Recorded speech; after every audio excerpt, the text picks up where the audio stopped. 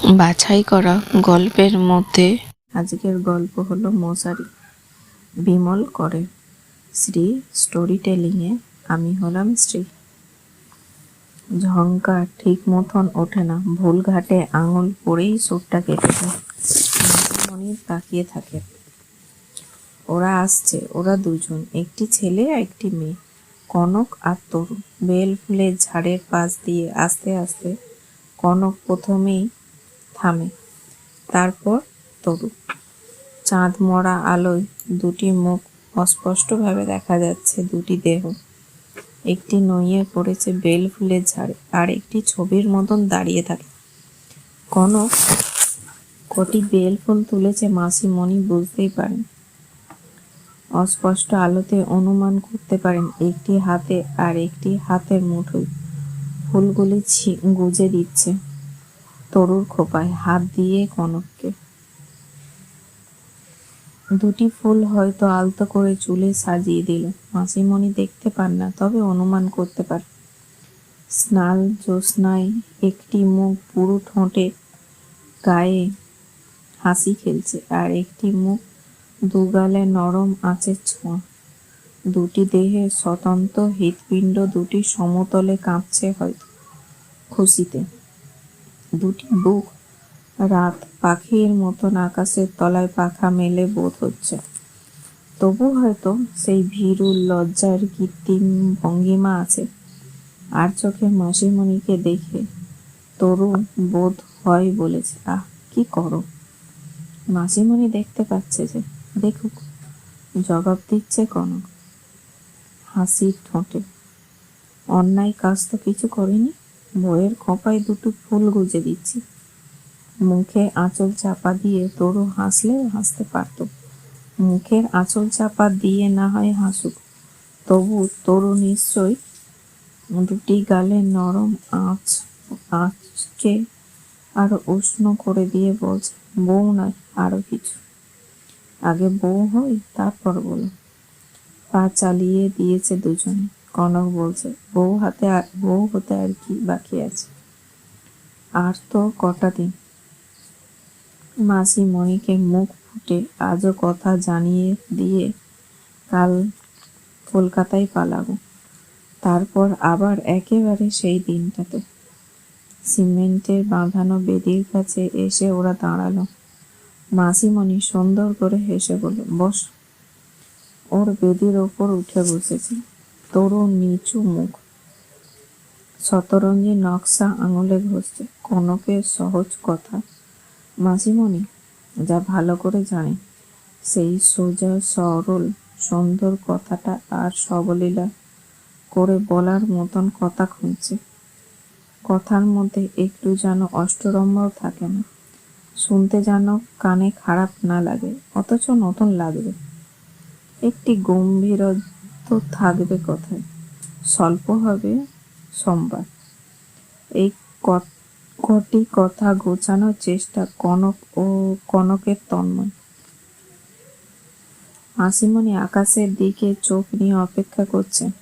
বেলফুলের মিষ্টি একটা গন্ধ এখন হাওয়ায়।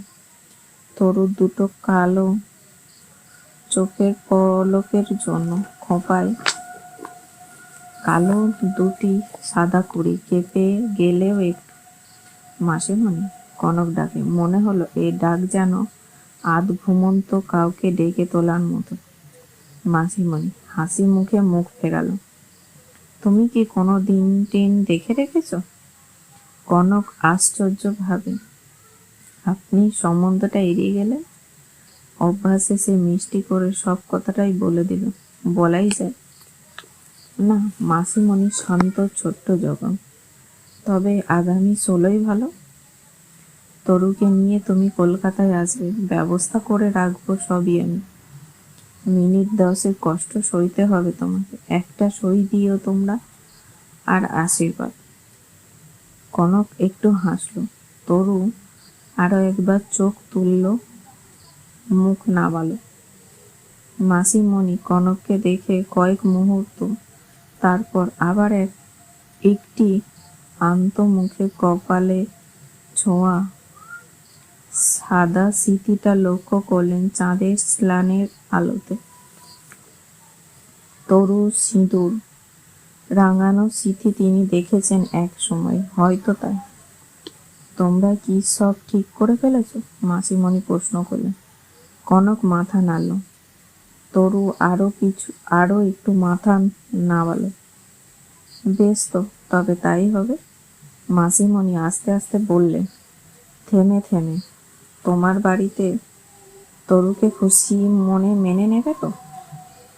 বাড়ি না নিক, আমি নিয়েছি, নেব মাসিমণি। মাসিমণি এবার তরুর মুখে চোখে রেখে বললেন, তোর মন তুই বুঝেছিস তো? তরু, সেটা বড় কথা। আমি খুশি হয়েছি, তোরা সুখী হ। কনক উঠে পড়ল। তবু দুটিতে যেমন এসছিল একই সাথে, পায়ে পায়ে পাশাপাশি, তেমনি জোড়ায় ফিরে চলল। ওদের আসার পথে মাসিমণি যেমন ভাবে তাকিয়েছিল, যাওয়ার পথেও তেমন ভাবে তাকিয়েছিলেন। খানিকটা তফাতে দুটি দেহ অস্পষ্ট হয়ে আস্তে উঠে দাঁড়ালেন মাসিমণি। এখন আর মুখে কোথাও যে শান্তি হাসি নেই তার, নরম ভাবটা কেটে গেছে। হয়তো তরু কিংবা তরুদেরই কথা ভাবছেন তিনি, আর এই চিন্তাই তাকে গম্ভীর করে তুলেছে। ঘরে ফিরে এসছেন মাসিমণি। আসার পথে বারান্দা দিয়ে দেখছেন এসেছে কনক আর তরুকে। পূর্বের ঘরটা কনককে বারবার ছেড়ে দেওয়া হয়ে থাকতো, এবারেও তাই। সেই ঘরে পরিপাটি করে বিছানায় বসে কনক, কাছে একটি চেয়ারে বসে তরু। সেট দেওয়ার টেবিল ল্যাম্প জ্বলছে, জানলার খোলা ও দরজা। নিজের ঘরে ফিরে এসে আক্ষেপ করলেন মাসিমণি খানিকক্ষণ। আপন মনে কত কি ভাবলেন, পায়চারি করলেন। তারপর উঠে পাশের ঘরটিতে গিয়ে তরু বিছানায় বসে অপেক্ষা করতে লাগল। রাত যখন আরো নির্ঝুম, তরু তখন এলো। ঘরে ঢুকে মাসিমণিকে অপ্রস্তুত। রাঙা হয়ে উঠল তার মুখ। কনক কি শুয়ে পড়েছে? মাসিমণি নরম গলায় শুধালো, না, এবার শোবে।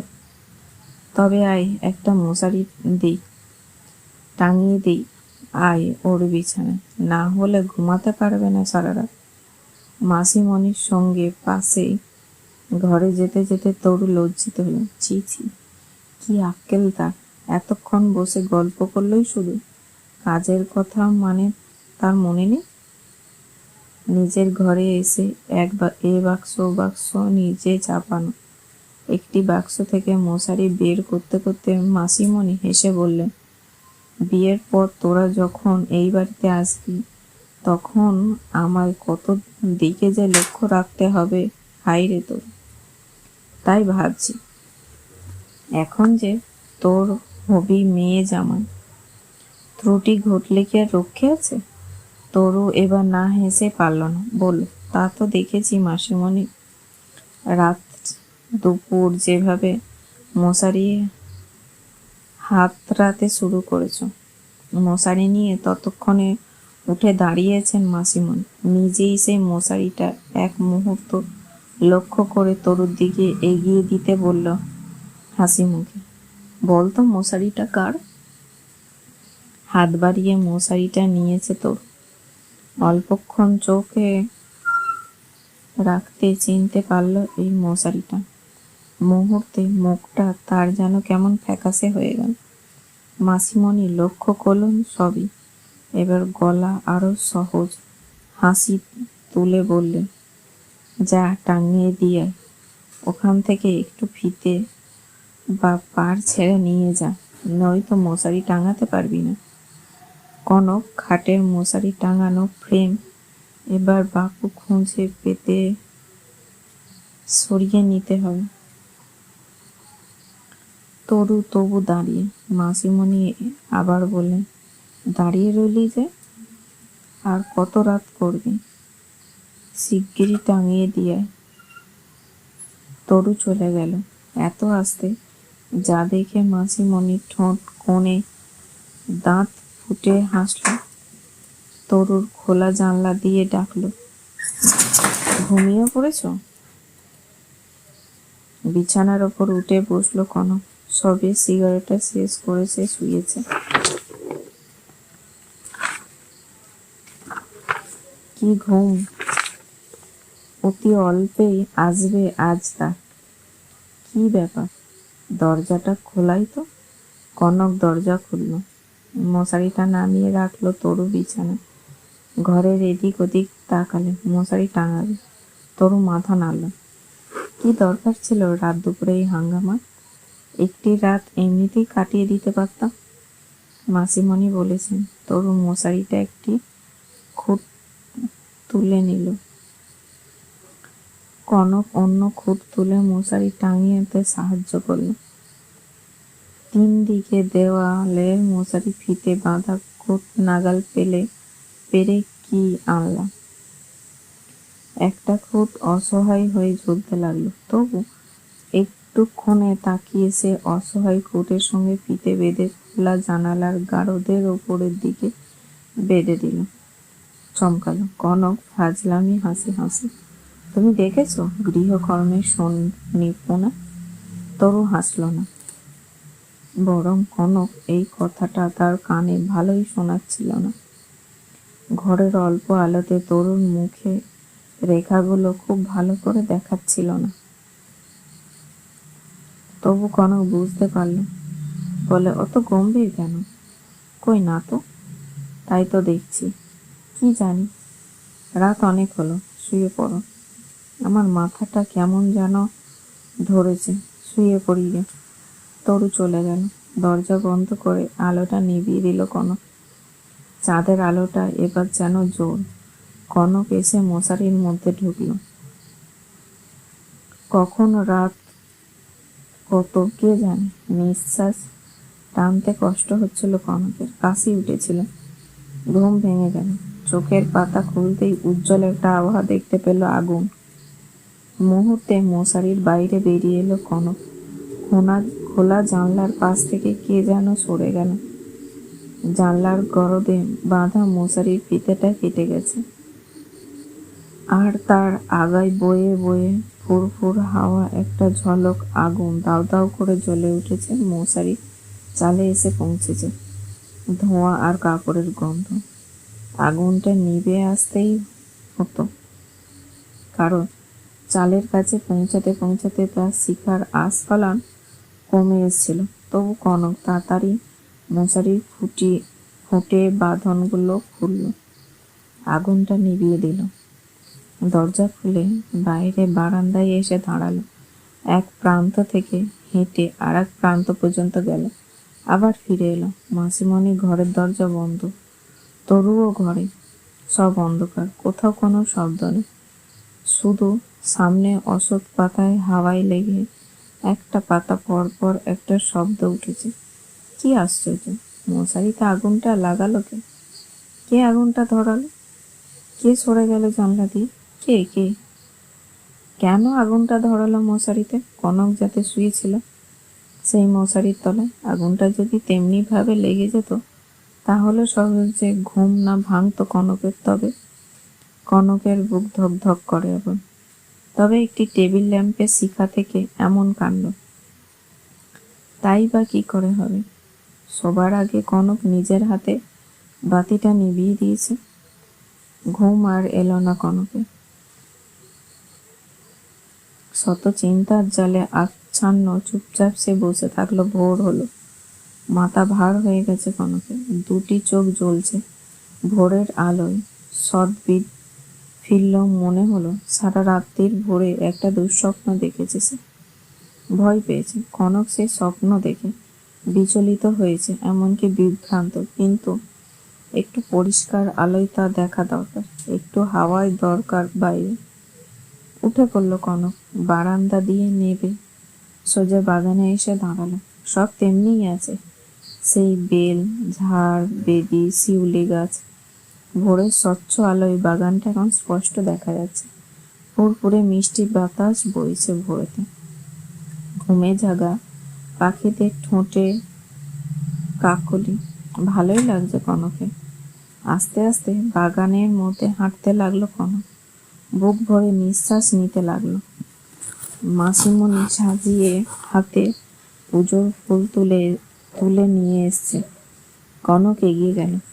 মুখোমুখি দাঁড়িয়ে দুজন। মাসিমণি স্নান সেরে ধবধবে সাদা থানে গা জড়িয়ে ভিজেছেন। ভিজে কালো চুল এলো কনকের দিকে তাকিয়ে ভোরবেলার মতন মিষ্টি হাসলেন মাসিমণি। এত ভোরে উঠেছ যে? রাত্রিরে কি ভালো ঘুম হয়নি বুঝি? না, ঘুমাতে তো পারলাম কই। অদ্ভুত কাণ্ড। কি অদ্ভুত? চোখে প্রশ্ন তুলল মাসিমণি তাকিয়ে। সত্যিই অদ্ভুত। এ বাড়িতে ভূত আছে নাকি? বুঝতে পারলাম না তো। রাত্রিরে আমার মশারি থেকে আগুন লাগিয়ে দিয়েছে। মাসিমণি চমকে উঠলেন। অনেক বিস্ময় জাগিয়ে প্রশ্ন করলেন, সে কি? আমি তো তাই ভাবছি। মাসিমণি চোখের কোণায় ফুসলিঙ্গ জ্বলছিল, কিন্তু কনক তা দেখতে পেল না। মাসিমণি যেন অনেক ভাবনার মধ্য থেকে উঠে এসে বলল, সত্যি বড় আশ্চর্যের কথা তো। এই মশারিটা তরুর ফুলশয্যার মশারি। দত্ত পাঠানোর সময় ভুলেও আমরা দিতে পারিনি, এই বাড়িতেই ছিল। অষ্টমঙ্গলার পর দেবু যখন এলো তখন আমি নিজের হাতে ওই মশারিটা টাঙিয়ে তরুর বিছানায় পেতে দিয়ে এসছিলাম। তারপর আর অবশ্যই। মাসিমণির কথা শেষ হওয়ার আক্ষেপ করল না কনক। শুধু একবার চমকে তাকালো। মুখটা আরো ফ্যাকাশে হয়ে এলো তার। শুধু বল, ও তাই? মাসিমণি তাকিয়ে থাকলো। কনক দ্রুত পায়ে বাগান পেরিয়ে যাচ্ছে। মাসিমণি পুজোর ফুল তুলে বাড়িতে সিঁড়ি পা দিতে দেখা হয়ে গেল তরুর সঙ্গে। একটি থামের পাশে দাঁড়িয়েছিল তরু কাঠ হয়ে। চোখের দৃষ্টিতে অদ্ভুত এক শূন্যতা। মুখের উপর জমাট বেদনা থমথম করছে। মাসিমণিও থামলেন। তুই এখানে? কনক কোথায়? চলে গেছে। তরুর ঠোঁট নাড়ল উঠে একটু। ডান হাতে মুঠো এগিয়ে দিয়ে ভাঁজ করা মোচড়ানো একটি কাগজের টুকরো। মাসিমণি হাত বাড়িয়ে কাগজের টুকরো নিল।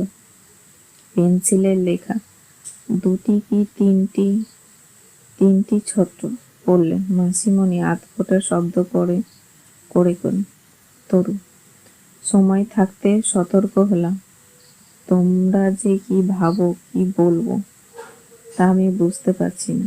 তোমায় যে কি বলবো তা বুঝতে পারছি না। তোমার স্বর্গে স্বামীর পাশে যাওয়ার ব্যবস্থা করে দেবে, এই আমার কল্পনা অতীত ছিল। ছি কনক। চিঠি পড়া শেষ করে মাসিমণি বললেন, কনকের সঙ্গে তোর কোনো কথা হয়নি? না। এই চিঠি তোকে কে দিল? ওই দিয়েছে, হাত দিয়ে চলে গেছে। কনক কোথায়?